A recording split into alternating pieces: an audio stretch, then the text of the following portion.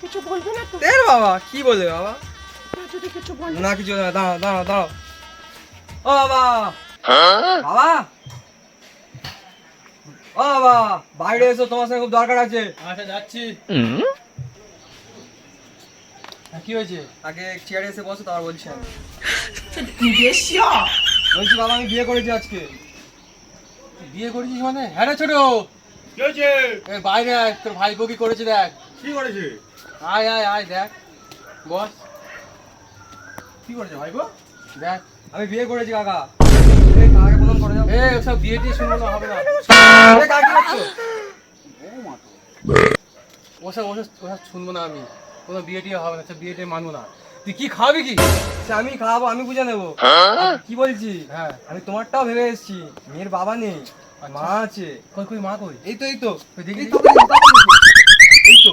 দেখি। বাবা, তোমরা এখানে বসো, আমার মার সঙ্গে একটু কথা আছে, একটু ঘরে যাই। আচ্ছা ঠিক আছে। কি কথা? যেখানে হবে না? না না, একটু পাশে বিয়ে দেবো, বিয়ের ব্যাপার আছে, বিয়ের কথা যার তার হাতে বিয়ে দিলে হবে, এর সঙ্গে আলোচনা করতে হবে না? একটু আলোচনা করে আসি। চলো চলো চলো চলো।